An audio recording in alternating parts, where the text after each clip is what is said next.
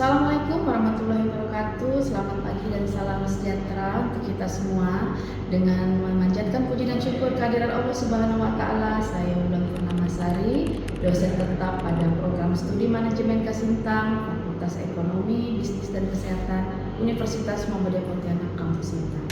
Video ini dibuat untuk melengkapi persyaratan dalam pengajuan sertifikasi dosen, yaitu pernyataan diri dosen dalam unjuk kerja Tridharma Perguruan Tinggi PDD UKT-PT, khususnya dalam bidang pengajaran. Perkenankan pada kesempatan hari ini saya akan membahas terkait salah satu mata kuliah yang saya ampuh. Mata kuliah mikroekonomi merupakan mata kuliah wajib semester 2. Mikroekonomi ini memiliki bobot 3 SKS. Bahasa pengantar yang digunakan pada mata kuliah ini adalah bahasa Indonesia. Dengan capaian pembelajaran mata kuliah, mahasiswa mampu menjelaskan konsep dasar ekonomi mikro dan ruang lingkupnya. Mahasiswa mampu menganalisis interaksi permintaan, penawaran, serta terbentuknya keseimbangan. Mahasiswa mampu menghitung dan menginterpretasikan elastisitas permintaan dan penawaran. Mahasiswa mampu menjelaskan dan menganalisis teori produksi, biaya, dan struktur pasar. Mahasiswa mampu menerapkan teori mikroekonomi dalam menyelesaikan masalah ekonomi sederhana. Adapun deskripsi singkat mata kuliah pada mata kuliah ini, mahasiswa belajar tentang mikroekonomi adalah mata kuliah dasar dalam rumpun ilmu ekonomi yang membahas perilaku ekonomi dalam membuat keputusan ekonomi pada tingkat individu atau unit kecil. Mata kuliah ini membahas dasar-dasar teori mikroekonomi seperti permintaan dan penawaran, keseimbangan pasar, elastisitas, teori perilaku konsumen dan produsen, biaya produksi, dan berbagai bentuk struktur pasar. Materi pembelajaran akan ada 16 kali pertemuan. Minggu pertama kontak perkuliahan, minggu kedua dan ketiga pengertian ekonomi mikro, ruang lingkup kajian ilmu ekonomi mikro, minggu keempat teori permintaan, minggu kelima teori penawaran, minggu keenam permintaan individu dan permintaan pasar, minggu ke-7 dan ke-8 keadaan keseimbangan pasar, minggu ke-9 ujian tengah semester, minggu ke-10 elastisitas permintaan dan elastisitas penawaran, minggu ke-11-12 teori produksi dan kegiatan perusahaan, minggu ke-13 teori biaya produksi, minggu ke-14 dan 15 struktur pasar, dan terakhir minggu ke-16 ujian akhir semester. Adapun buku ajar sebagai bahan referensi dalam proses pembelajaran ini dari Raharja dan Manurung, pengantar ilmu ekonomi, penerbitan Fakultas Ekonomi UI, dan yang berikutnya dari Sadono Sukirno, pengantar teori ekonomi mikro edisi ketiga PT Raja Grafindo Persada, dan beberapa referensi pendukung. Pada kesempatan ini saya akan menyampaikan cuplikan mengajar pada minggu keempat dengan pokok bahasan teori permintaan.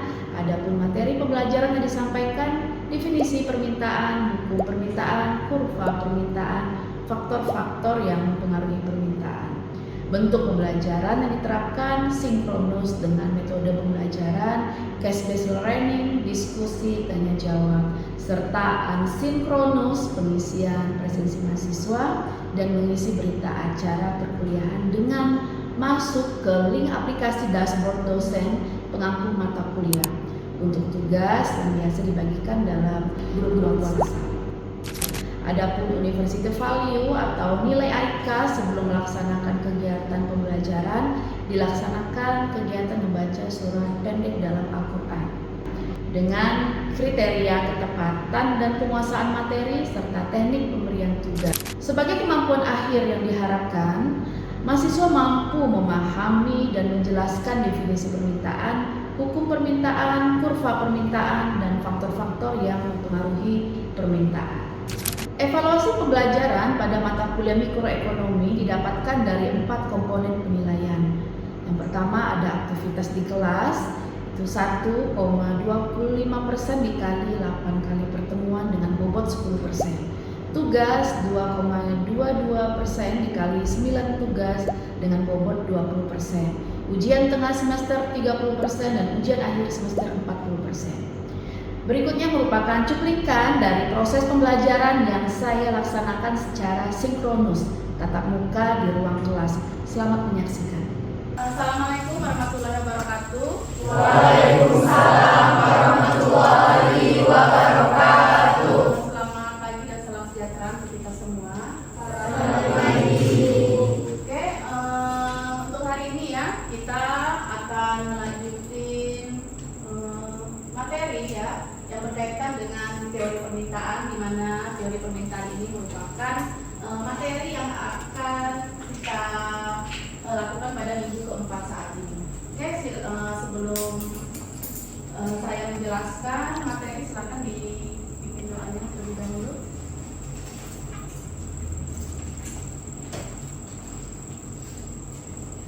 Sebelum kita memulai mata perkuliahan mikroekonomi pada hari ini, marilah kita bersama-sama membaca surah An-Nas.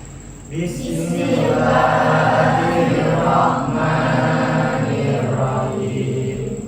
Qul a'udzu birabbin nas, malikin nas, ilahin nas, min syarril waswasil khannas, alladzi yuwaswisu fi sudurin nas, minal jinnati wan nas. Oke, terima kasih. Oke, kita lanjut. Ini merupakan minggu keempat kita, di mana memang pada minggu keempat ini kita akan membahas berkaitan dengan pokok bahasan teori permintaan. Oke, seperti itu ya. Di mana memang pada teori permintaan ini ada tuh memang kemampuan akhir yang diharapkan oleh mahasiswa ialah mahasiswa mampu memahami dan menjelaskan definisi permintaan, kurva permintaan, bunyi hukum permintaan, serta faktor-faktor yang mempengaruhi permintaan. Seperti itu ya. Sebelum kita membahas masalah definisi permintaan, mungkin ada yang masih ingat pertemuan minggu lalu, minggu ketiga. Kira-kira di sini ada yang masih ingat materi apa saja sih yang kita pelajari pada minggu ketiga? Silakan. Kira-kira ada yang masih ingat? Ayo. Oke, siapa namanya? Nama saya Reza. Iya, gimana Reja? Apa yang kamu dapatin pada materi pada minggu ketiga? Pada materi minggu ketiga kemarin kita mempelajari tentang permasalahan pokok perekonomian dan ruang lingkup ekonomi mikro. Oke, thank you. Pada minggu ketiga kita membahas masalah Permasalahan pokok perekonomian. permasalahan pokok perekonomian. Oke, ada yang mau menambahkan kira-kira nih? Kira-kira apa lagi nih yang kita dapatin dari pertemuan minggu ketiga? Saya Bu, Ya, silakan. perkenalkan saya Neni. Jadi pada minggu ketiga kita ada membahas tentang ekonomi mikro. Jadi ekonomi mikro adalah cabang ilmu ekonomi yang mempelajari perilaku individu dan perusahaan dalam membuat keputusan terkait penggunaan sumber daya yang terbatas. Fokus utamanya adalah pada mekanisme harga, permintaan dan penawaran, serta interaksi di pasar barang dan jasa. Oke. Oke, ada yang ingin menambahkan lagi nih? Baik Bu, Ya, gimana? perkenalkan saya Anissa Triana. Dalam ekonomi itu kan terdapat 3 masalah pokok yang harus dihadapi karena kelangkaan sumber daya. Apa sih yang akan dilakukan dan bagaimana cara memproduksinya, untuk siapa barang yang akan diproduksinya? Oke. Seperti itulah materi yang sudah mungkin Anda dapatin pada materi minggu ketiga. Oke, kita lanjut pada pertemuan ini. Di mana definisi permintaan? Kita masuk pada definisi permintaan, di mana memang dalam ekonomi permintaan adalah sebuah bentuk keinginan yang disertai kemampuan untuk membeli barang dan jasa pada berbagai tingkat harga dalam waktu tertentu. Itulah dia pengertian permintaan dalam ekonomi. Oke, di sini juga ada beberapa pendapat ahli ya. Menurut pendapat ahli ekonomi ada dari Raharja dan Manurung dari tahun 2008, di mana memang permintaan adalah keinginan konsumen untuk membeli suatu barang pada berbagai tingkat harga selama periode tertentu. Oke, yang berikutnya dari Haji dan Sofia, di mana memang permintaan adalah keinginan akan sebuah produk secara spesifik yang didukung kemampuan dan kesediaan untuk membeli. Selain kita memahami pengertiannya, definisi dari permintaan itu, kita juga perlu mengetahui bunyi dari hukum permintaan itu sendiri. Di mana memang bunyi dari hukum permintaan ialah semakin tinggi harga suatu barang, maka jumlah barang yang diminta akan turun, dan semakin rendah harga suatu barang, maka jumlah barang yang diminta akan meningkat. Seperti itulah bunyi dari hukum permintaan. Artinya apa? Artinya ketika harga suatu barang naik, konsumen cenderung membeli lebih sedikit barang tersebut, karena si konsumen ini dia sensitif dengan harga dari suatu barang. Dan sebaliknya, jika harga suatu barang turun, konsumen cenderung membeli lebih banyak barang tersebut. Jadinya hubungannya ini negatif antara harga dan jumlah barang yang diminta, ya, bertolak belakang. Kita sudah membahas masalah definisi permintaan. Lalu yang berikutnya tadi apa? Bunyi hukum permintaan. Dan saat ini kita akan lanjut pada kurva permintaan.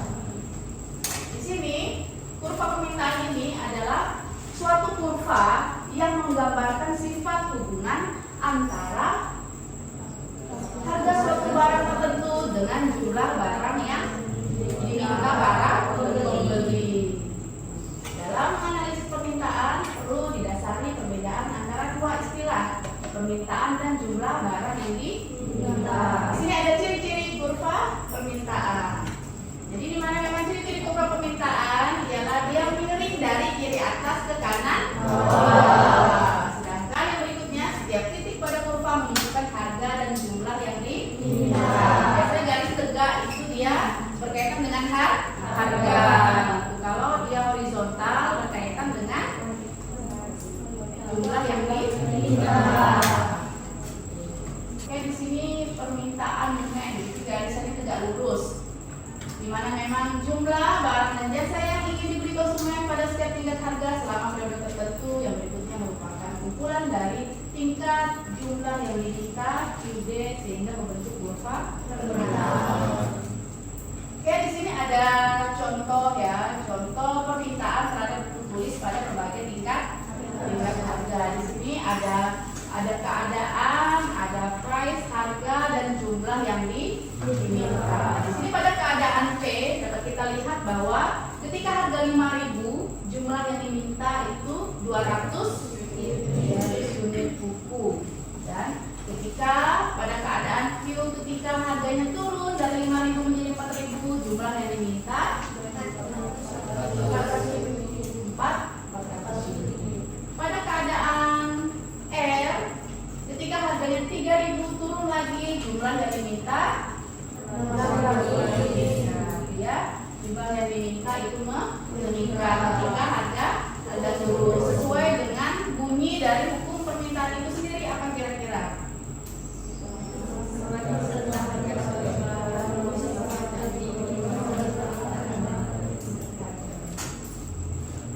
Oke, yang berikutnya ini kurva permintaan terhadap buku tulis tadi, di mana memang garis tegak lurus ini merupakan apa? Harga. Dan garis ini merupakan kuantitas atau jumlah yang diminta. Seperti itu ya. Ketika harganya 5.000 ya, di sini ketika harganya 5.000, berapa jumlah kuantitasnya? 200. Dan ketika harga turun dari 5.000 menjadi 4.000, jumlah kuantitasnya yang diminta 400. sesuai dengan isi dari tabel ini, gitu ya. Oke, lanjutkan. Di sini kurva permintaan berbagai jenis barang pada umumnya menurun dari kiri atas ke kanan bawah. Apakah benar kurva permintaan menurun dari kiri atas ke kanan bawah? Mengapa dia menurun dari kiri atas ke kanan bawah? Ada yang tahu alasannya apa? Mengapa dia menurun? Ini dari kiri atas ke kanan bawah, dia menurun dari kiri atas ke kanan bawah. Sebab Semakin rendahnya harga, maka semakin besarnya kuantitas. Oke, semakin rendahnya harganya ini yang turun ya, harganya turun rendah, otomatis membuat kuantitasnya bertambah. Jadi dia berupa permintaan berbagai jenis barang dan jasa ya pada umumnya menurun dari kiri atas ke kanan bawah. Oke, berikutnya. Kurva yang demikian disebabkan oleh sifat antara hubungan harga dan jumlah yang diminta yang punya sifat hubungan terbalik. Jadi dia negatif seperti itu ya. Kalau salah satu variabel naik, misalnya harga, maka variabel yang lain akan turun, misalnya jumlah yang diminta. Kalau harganya naik, otomatis variabelnya akan turun. Karena kita sesuai dengan bunyi dari hukum permintaan. Oke, di sini kita masuk faktor-faktor yang mempengaruhi permintaan di sini ya. Ini ada faktor-faktor yang mempengaruhi permintaan. Seperti yang sudah dijelaskan berkaitan dengan hukum permintaan, definisi permintaan, kurva permintaan, di mana memang hukum permintaan ini menunjukkan hubungan terbalik antara harga dan kuantitas yang diminta, sehingga faktor-faktor yang mempengaruhi permintaan adalah sebagai berikut.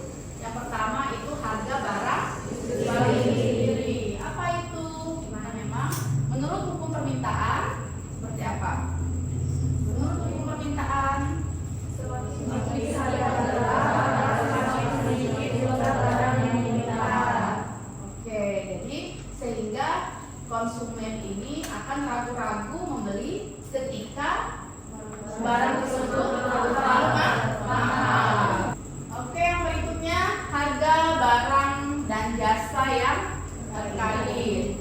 Kira-kira di sini tidak hanya harga barang itu sendiri ya, namun barang yang terkait juga akan mempengaruhi keputusan konsumen. Kita ambil saja contoh nasi dan roti. Jika harga beras naik ya, jika harga beras naik, maka permintaan akan roti meningkat kan? Nah, dia ini merupakan barang substitusi ya. Ketika harga beras naik, maka permintaan akan roti meningkat. Suatu barang menjadi substitusi barang lain bila terpenuhinya paling tidak salah satu syarat dari dua syarat, yaitu memiliki fungsi yang sama atau kandungan yang sama. Oke, yang berikutnya pendapatan rumah tangga dan pendapatan rata-rata masyarakat. Ini sangat mempengaruhi dari faktor-faktor permintaan. Semakin tinggi penghasilan konsumen, semakin banyak jumlah barang yang diminta. Sebab konsumen memiliki daya beli lebih tinggi untuk membeli. Ya. Jadi pendapatan konsumen berperan penting dalam menentukan permintaan. Tapi memang seperti itu kan, pendapatan konsumen memang paling mempengaruhi permintaan suatu barang. Barang normal di sini adalah barang yang permintaannya meningkat seiring dengan kenaikan pendapatan. Itu arti dari barang normal. Nah, barang yang permintaannya meningkat seiring dengan kenaikan pendapatan. Kalau pendapatan naik, otomatis banyak sekali keinginan dari konsumen untuk memenuhi kebutuhan sehari-hari. Ya. Sedangkan barang inferior adalah barang yang permintaannya menurun seiring dengan pendapatan. Contoh dari barang inferior ini biasanya apa? Sendal jepit ya biasanya ya, sendal jepit, mungkin sendal jepit Taksin atau Swallow gitu kan. Kalau pendapatannya rendah mungkin bisanya hanya beli sendal Swallow saja. Berapa saja sendal Swallow? 10.000, 15.000, 13.000. Akan tetapi ketika si konsumen itu memiliki pendapatan yang lumayan tinggi, apa yang dia beli? Sendal yang memiliki brand, kualitasnya ya. Sendal yang memiliki brand ya. Kan Swallow kan juga itu ya. Lumayan tahan kan. Jadi sendal Swallow hanya untuk pergi ke pasar, ke WC, seperti itu kan. Cita rasa masyarakat dan selera konsumen. Selera konsumen juga merupakan faktor penting. Konsumen cenderung membeli barang yang mereka butuhkan dan mereka sukai. Oke, di sini ada jumlah penduduk dan atau jumlah konsumen ya. Semakin banyak jumlah konsumen, maka semakin banyak jumlah barang yang akan diminta. Memang logikanya memang seperti itu, karena sebab semakin banyak orang yang berpotensi untuk membeli barang tersebut. Lalu berikutnya di sini ada usaha-usaha produsen dalam meningkatkan penjualan. Untuk barang-barang yang sudah lama, biasanya ada barang-barang yang sudah lama sekali di toko tidak laku terjual, biasanya mengiklankan itu sangat penting dilakukan oleh produsen. Dengan cara kita mengiklankan, otomatis apa? Menarik minat konsumen untuk membeli produk tersebut. Jadi usaha-usaha promosi penjualan lainnya seperti pemberian hadiah kepada pembelian apabila membeli suatu barang atau iklan pemberian potongan sering mendorong orang untuk membeli lebih banyak lagi. Kira-kira apa tuh contohnya tuh? Usaha-usaha produsen meningkatkan penjualan, kira-kira apa? promo diskon. Oke, buy one get lalu apa lagi? Ketika berbelanja mungkin 500.000 diberikan kok. Kira-kira ada yang ingin ditanyakan? Silakan ditanyakan. Oke, silakan Fitri. Perkenalkan, nama saya Wajib Kali. Tadi Ibu kan ada menjelaskan tentang faktor-faktor yang mempengaruhi permintaan. Boleh nggak Bu Ibu jelaskan dua faktor lain yang mempengaruhi permintaan selain harga? Oke, yang berikutnya. Terima kasih Fitri atas pertanyaannya. Ya.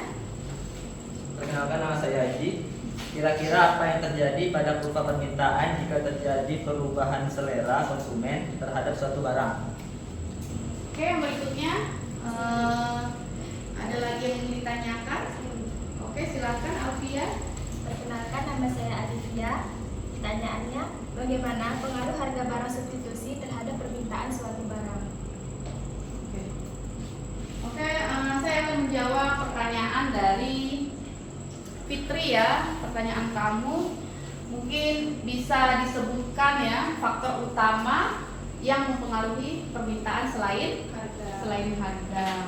Di sini akan ada faktornya. Yang pertama itu pendapatan konsumen, lalu selera atau preferensi konsumen. Untuk berkaitan dengan pendapatan konsumen ini, ketika pendapatan konsumen meningkat, otomatis akan semakin besar kemampuannya dalam membeli suatu barang, dan itu khusus untuk pendapatan. Yang kedua itu selera. Kalau selera di sini, jika konsumen itu menyukai suatu barang, otomatis dia akan permintaan akan barang tersebut meningkat. Jadi faktor utama yang mempengaruhi permintaan bisa kita sebut pendapatan dan selera konsumen. Berarti semakin tinggi pendapatannya itu membuat kemampuan konsumen untuk membeli barangnya tuh semakin besar.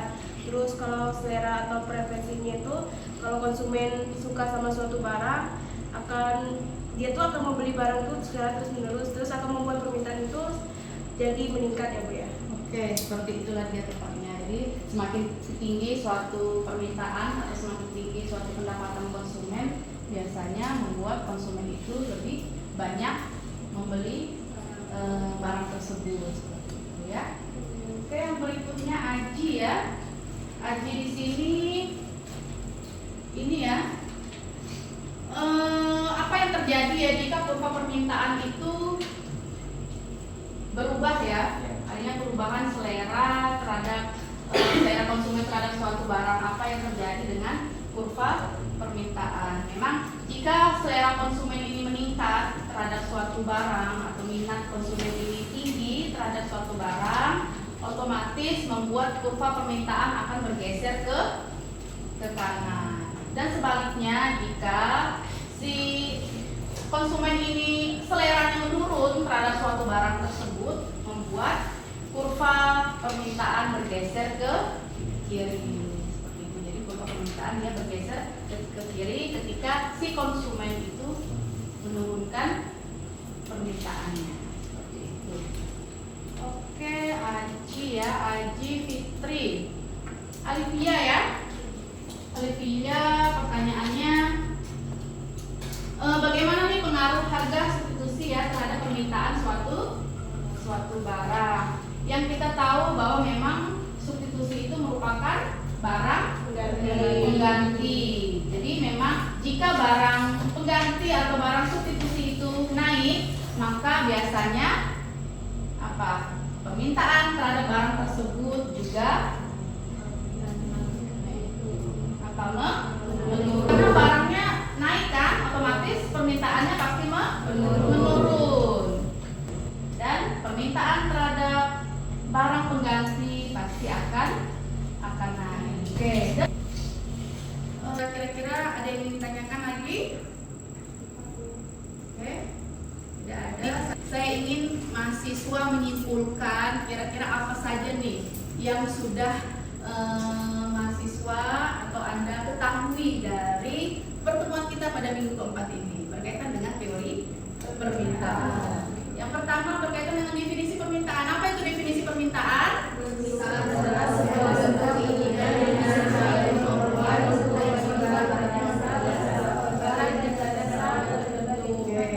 Ya, dan bunyi dari buku permintaan apa? Semakin tinggi.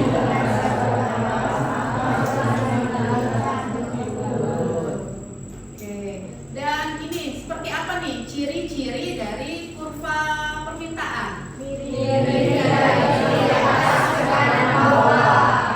Lalu yang terakhir, apa saja nih faktor-faktor yang mempengaruhi permintaan itu?